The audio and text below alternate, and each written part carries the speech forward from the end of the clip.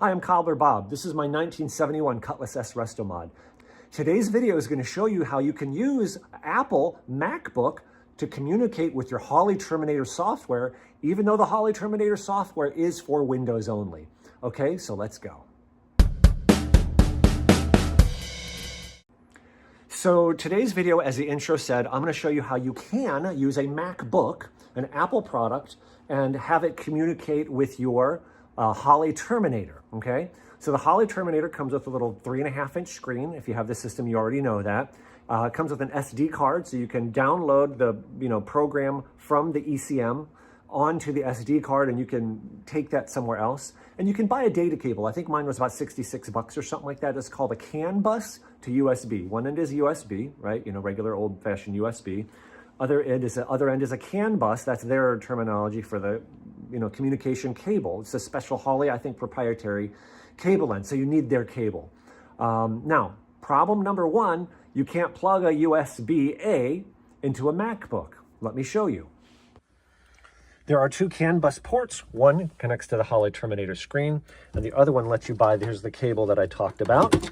And the end of the cable looks like this, except it does not come with the adapter.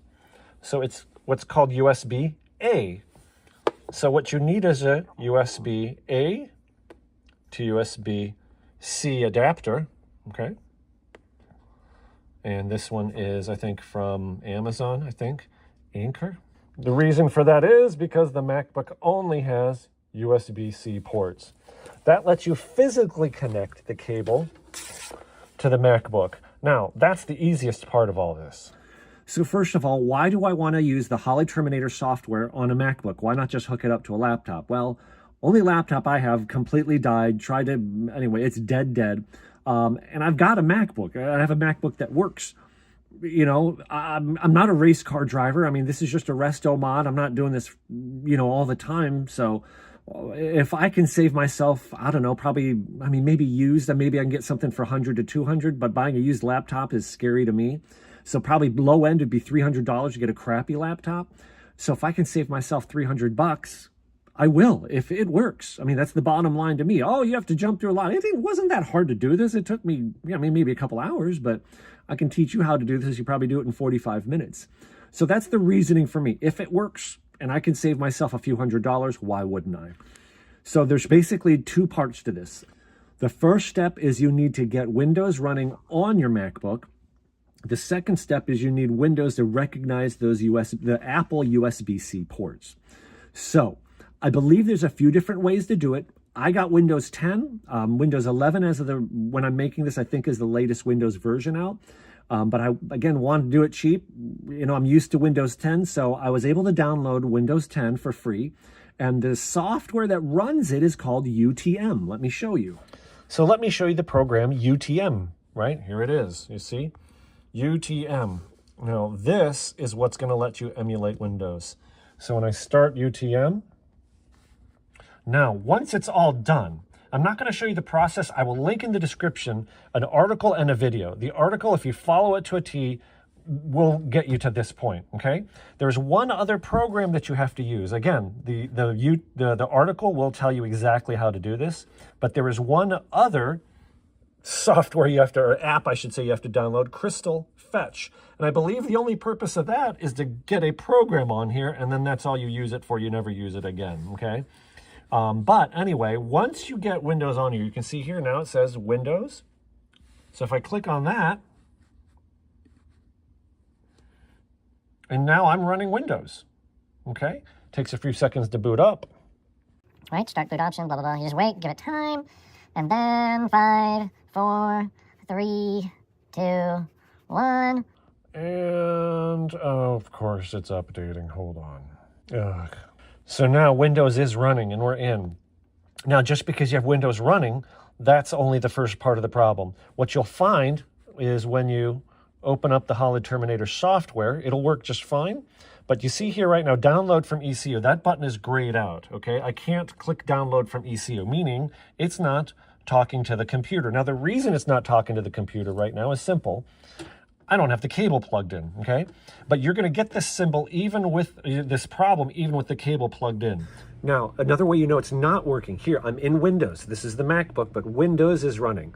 And then I go down here, and in this, you just type Device Manager, and then you'll get this window here. Now, if you see Universal Serial Bus Devices, and it says Holley USB CAN dongle, and that error symbol there, you see the orange, yellow triangle, that means it's not seeing that USB port, all right? That little error symbol will go away when it does start to communicate with the port. So the way you fix this is, I'm going to link in the description here a YouTube video I found. It had very few views, which is why I was sketchy about it, but it's a very recently released video. I feel very comfortable recommending you to this site because I've now used the software. And I emailed William from Crutch the Clutch, his YouTube. His video channel name is, and I'll link it in the description below. But it's Crutch, C-R-U-T-C-H, T-H-E-C-L-U-T-C-H, Crutch the Clutch, right? But he's got a video on here. You follow it exactly. The only challenge I had was his video said that it's for Windows 11. Now, I already had Windows 10 on here by the time I found his video. So what this does is it downloads a driver for the USB port. He warned me that software is $10. Now, the guy's from the US, he shows his face on the video, even though it's got very low view count. And, he said, hey, in the email, he's like, listen, you can try it. If it doesn't work, I don't know if it will, I'll refund you the money. I'm like, okay, it's $10. You're not some overseas, dude, I'll give it a shot. Long story short, but the second version he sent me, it worked. And the problem originally was I would go through it and the install would not work and it would stop and it would not recognize the USB port. So let me show you, once you get his driver installed, again for $10, the cable I'd have to buy whether I have a Mac or whatever. I already had the USB A to C adapter because I bought that for running a mouse on my MacBook. So it really cost me $10 total. So I don't know why I got quite a bit of hate on the Holley EFI for Beginners website when I said that I did this. I mean, I thought it was going to be helpful, but a bunch of people bagged on me. I'm like, okay, right, don't do it then. But so again, I'm here to try to help people, make a difference and help people. Okay, everybody. This is William. Your last name, is it Crutchfield? Is your last name? Yes. Yeah, okay. Crutchfield, yeah. Right. And I just found you a couple of weeks ago, I think, through the YouTube video search. The video doesn't have very many views yet, and you're not established yet on YouTube yet. Is that fair? Oh yeah, that's super fair. I just kind of started creating, a little content here and there. This is actually the first, real video I published to my channel. Yep. Which would explain why it has very little traction. You got to definitely gain that. You gained trust with me very quickly, even from the email communication. Today, this is the first time I've seen your, we've talked eyeball to eyeball. And but the point is, you followed up, communication, got the job done. So that's like, okay, he's legit. Could we start real quick so that the rest of the gang here knows who you are, what you do, and why you're qualified to talk about, running Windows on a MacBook and therefore getting Holley to work? For sure. Yeah. So yeah, my name is William Crutchfield. My background is kind of in software engineering. That's, what I went to college for. My day job right now, I'm actually an IT manager at a commercial HVAC contractor out in the Bay Area, San Francisco area. So I get to kind of dive into a lot of technical things just in the day-to-day, and kind of that's my day job. That's kind of, I guess, my background. I've been programming on and off, since, I don't know, as long as I can remember high school. It's always been fun to me. Just, a hobby I've really liked to delve into. Okay, got it. Okay. I kind of showed you before we talked. I was surprised at how negative the feedback was. There is a Facebook group. I have not been part of it for very long. Holley EFI Tuning for Beginners is the Facebook group. Okay. So maybe first of all, before we get into that, do you now have two versions of your it's called iCanDrivers, right? Your software?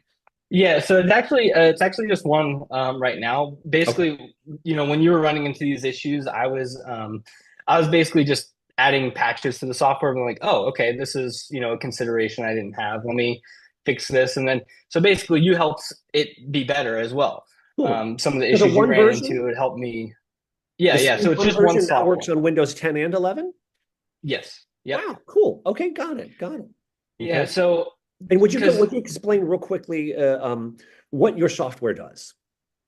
Yeah, so basically, it's actually, not anything crazy. All it is, and I actually have mine right here. So basically, Holley has, their official cable, right, that you hook Yes. up to your harness, your CAN harness.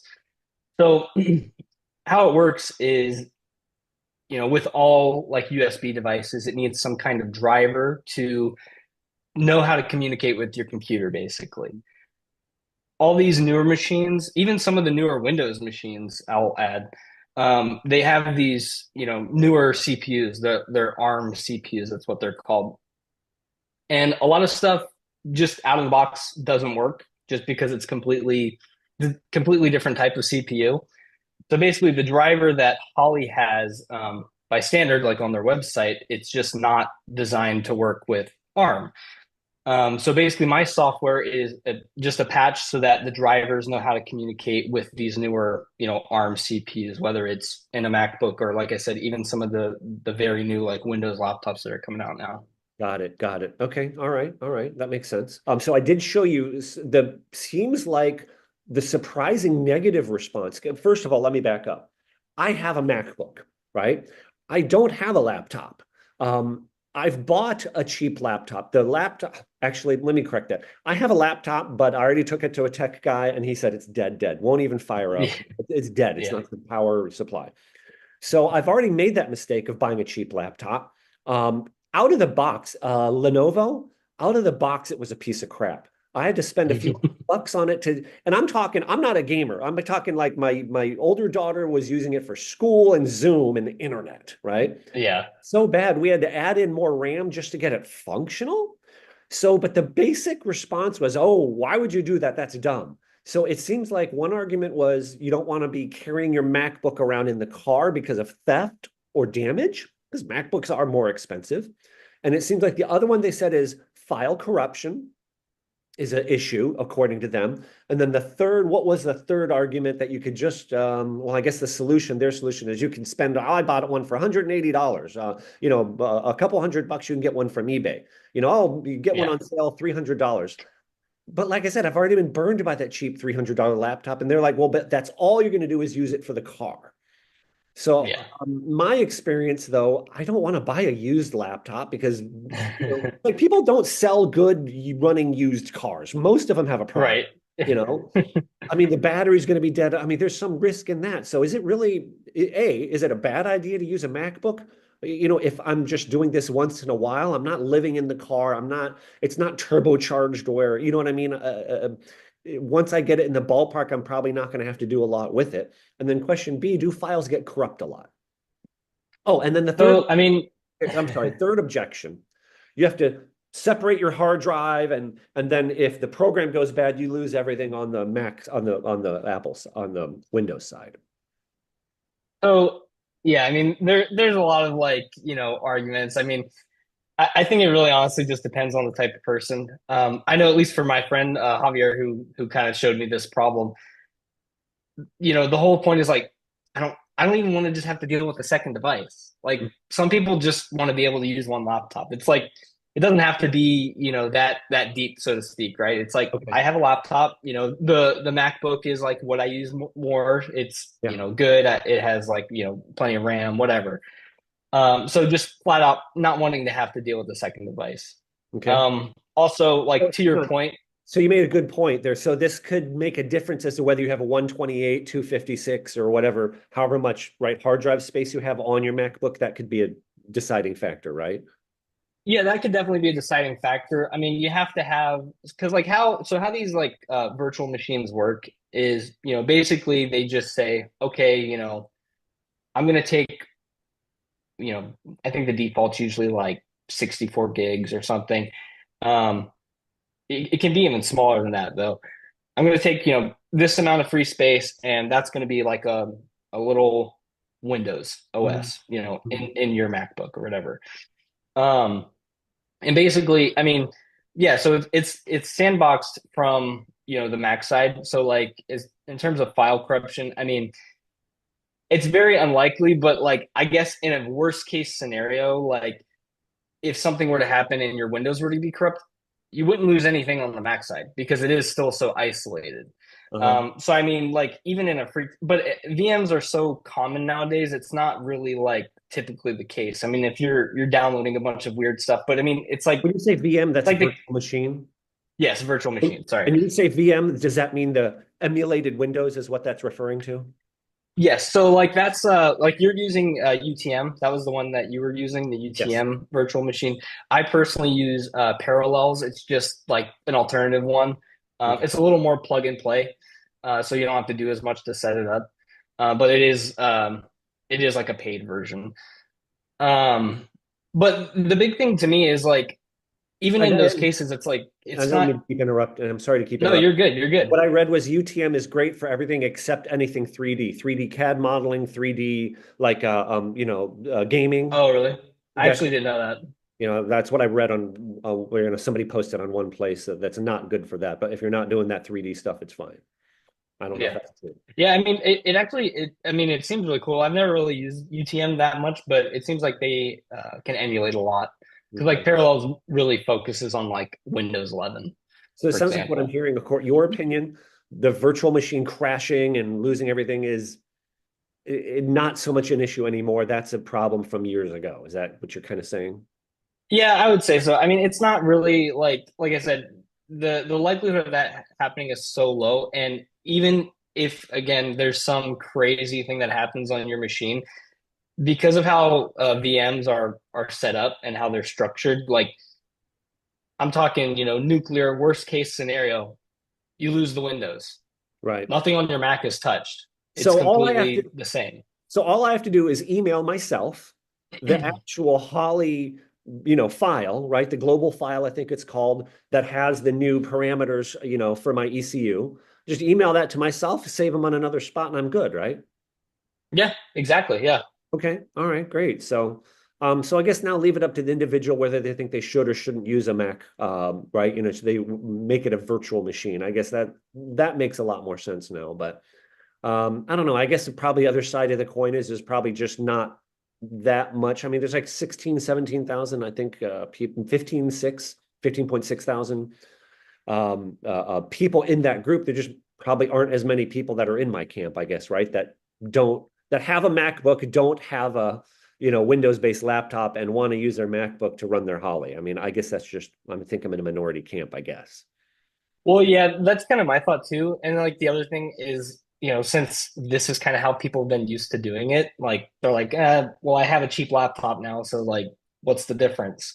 Maybe when that cheap laptop dies, like you're saying, like they don't last as long, then it's like maybe it's like, oh, do I just try out this solution? It's $10. I already have a good Mac, That's what it's like. That's exactly why I don't want to go buy another, Black Friday sale $300 laptop. That thing is, it was horrible. It was painful to use, and then we had to spend a couple $100 to fix it, and then it died after only 2 years. Yeah. Oh, yeah. Okay. And we won't go into the exact how-tos of how to install your software, but it's pretty simple. Just follow the instructions. And I like you. And again, your installation how-to video is going to be linked in this description. I guess the trickiest part for me was in the beginning.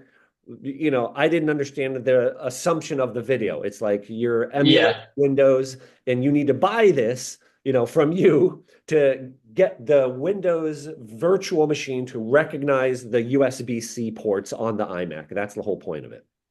Yep. Okay, so your one version should work on Windows 10 and 11. Is there any other limitations, like it'll work on this version of MacBooks, but not that version of MacBooks? So the main, I guess, focus is the MacBooks like that I'm targeting. And like I said, technically for Windows devices too, just native Windows devices, it's specifically targeting ones that have the ARM CPUs. Now, with that said, if you do or not, because mine, I know this one I'm on right now is an M1 chip. I went to the the Apple part. Yeah, I was gonna say, so for Apple, it's pretty easy to tell. So if you have any of the like newer M series chips, like since M2, I believe 2020 was when it was introduced. Okay. If you have a MacBook from then on, you have an M series chip. That means that you have ARM. And that would be M1, M2, or M3 is the possibilities is as of late 2020. And technically M4. I think M4 just came out, but yes, okay. yeah.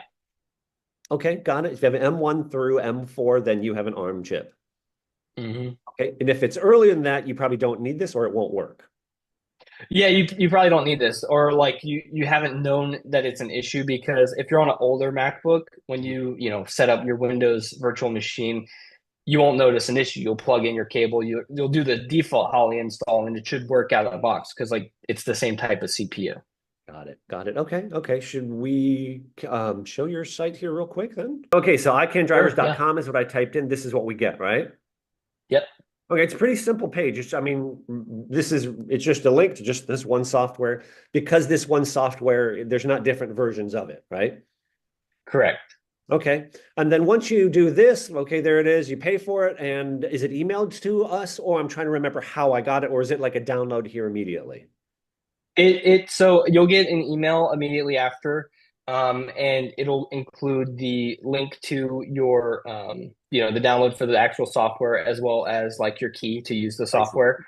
Yep. And then it's pretty straightforward. Like you said, definitely check out my video if you get to that point. Also, like you said, I mean, feel free to email me directly. I you know try to be very responsive. So if anyone has any issues, I'm more than happy to help or, kind of debug. Like I said, actually earlier to you, it helps me too, because then if someone finds a weird issue that I didn't consider, then, if other people use the software, then, it likely will help them as well when they come to check it out. Now I noticed here it still says M series Mac, Windows 11 ARM, comma, etc. Yes, You're I gonna should update that. Okay, so maybe people have seen this, maybe that will be updated, but that's cool. Last question then, that response, is that an automated response, or is that something like if it's like 3 a.m. on a Saturday night, you might not respond to it till later? It is an automated response, although Okay. I remember you said you didn't get it at first. Right, because It said it sent from my end, and I saw it send, but I don't know if that was like your email blocked it or what. It should be automated, but of course, if like I said, if for some reason someone purchases it and doesn't get an email right away, that's definitely like a reach out. Like that's Okay. something Yep. is wrong if that happens. Yeah, like I didn't get that initial one, and then the next morning I was like, "Hey, am I getting?" And then you replied in email, emailed me right away. So thank you. Okay. Anything else that we missed here? I think that makes me a lot more comfortable with this. And it's just, I don't know, I guess, like I said, this is a new world to me. I knew you could emulate Windows on a MacBook, never have done it before. You know what I mean? And I don't know. Yeah. There's so many different ways to do things, and it's not an absolute this is right or this is wrong. Because one of the responses on that site was, that sounds dumb. I'm like, what part is dumb? Using something I already have or saving $290? Yeah. I mean, like, Like I said, I think it's really down to the person. If they have set up that they work, so like, oh, why would anyone do it this way? But it's like, for someone like me or my friend, right? It's like, well, I already have a nice MacBook. Why do I want to get a second device? It's like, yeah, this exactly. is plenty capable of running the actual Terminator software, running Windows. Especially for me being in IT, like it's actually very useful sometimes to be able to run like Mac and Windows on the same Yeah. machine. So it's just a matter of preference, really. I mean, but yeah, ultimately it is a cheaper option than buying a separate laptop. I really like saving money, I mean, Yeah, but who doesn't? I'm not afraid to save it or invest it into things that where I need to. I mean, I'm not just this is obviously, if you look at my build, it's obviously not a budget build. I mean, the fuel injection, just a fuel injection, is $4,000, But I'll give you an example. I got almost $4,000 in the transmission as well, right? Oh yeah. But I spent about 6 hours fabricating my own transmission cross member. Oh, that's stupid. Why would you do that? Because I saved $300. So it's $4,000, 4,300. That's why I chopped up my stock cross member, cut it, made it two-piece, gusseted it, offset it by 2.5 inches, welded it. Now I got a cool custom cross member, and I saved myself, like $350. That's why. So Yeah. if people like spending more money or whatever, great, God bless, but do it your way. But this video serves some kind of purpose and helps people get some information. So that's been the whole point of my channel, is either to entertain you, edutainment, or to educate people so they can make their own decisions and make a smart decision. Right. Awesome. Anything else you want to add? Say that, maybe I'm not smart enough to ask the right question. How can they get a hold of you? What's your email? I'll put your info on the screen here, but. Yeah, for sure. Yeah, you can email me at william@clutch.com, clutchd.com. And there's a D at the end. Clutch D. Yes. Yeah. Yeah, and then I'll also, like I said, some of the notes you point out, I'll definitely make sure to update the description with a little more info just so that it's a little easier to know kind of the starting point, as you said. But yeah, otherwise, feel free to reach out. I'm also, I very much watch like my YouTube comments and stuff. So if feel free to just leave a comment on my video.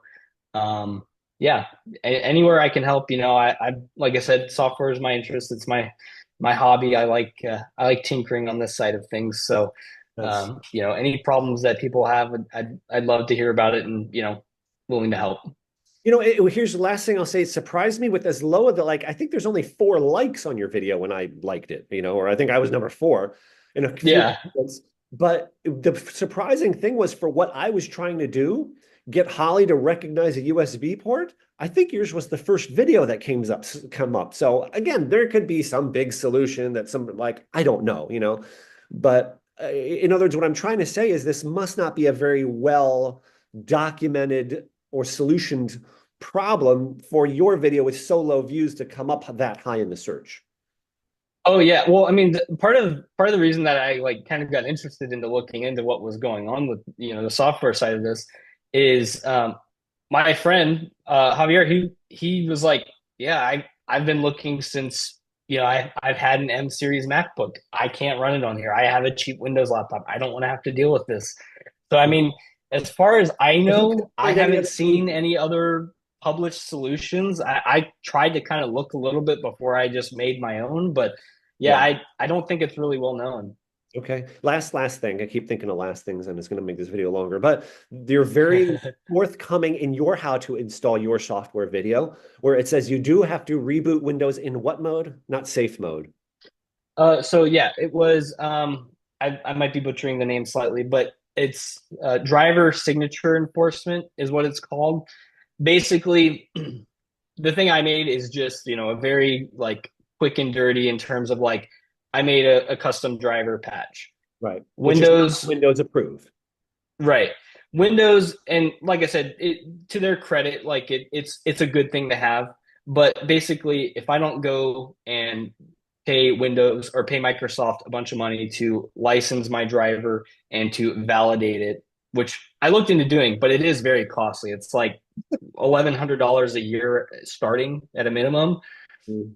And basically, they just flag it as a warning. They're like, "Hey, we're not sure about this," and I totally understand if people aren't comfortable with that. And I mentioned it in the video, if that's not, if you get to that point and don't realize after you've already paid for it, and you're like, "Whoa, I don't want to do this," then like I said, I got no problem, refunding someone in that scenario.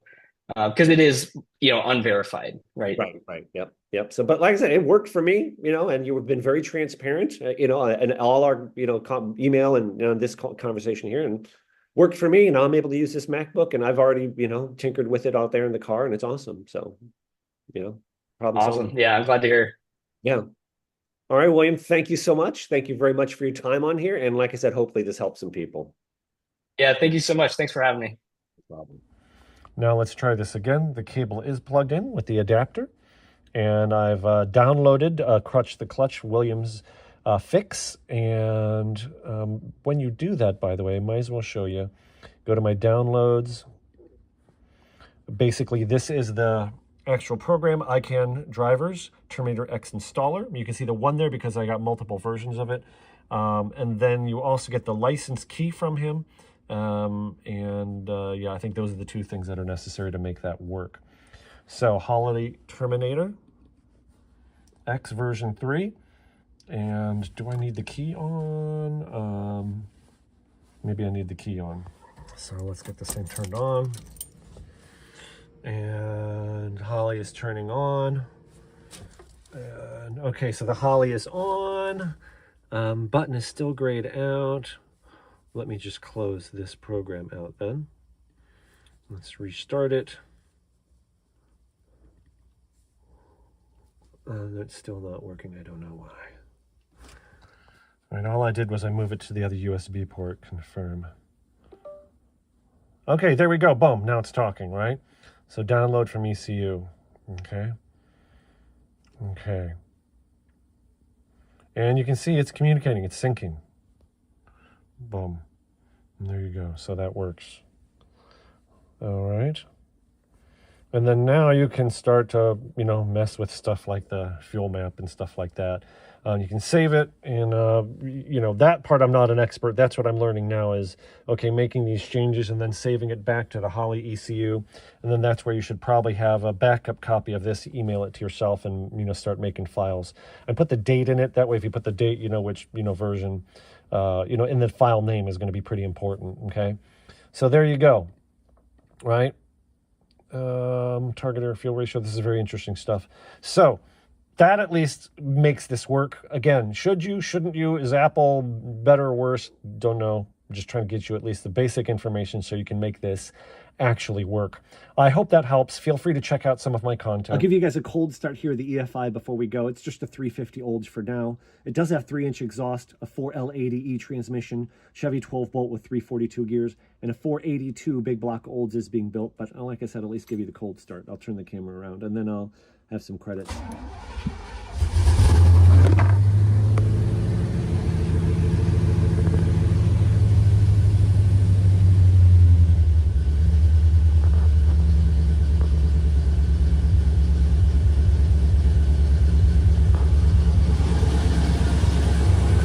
Temperature today is, yeah, it's like 43 degrees Fahrenheit outside.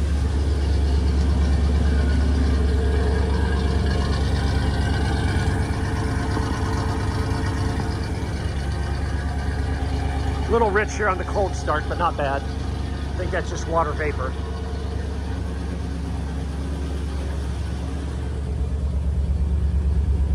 It has been running more like 13.5 to 1 when it's warmer. But again, it's, you know, pretty cold in here.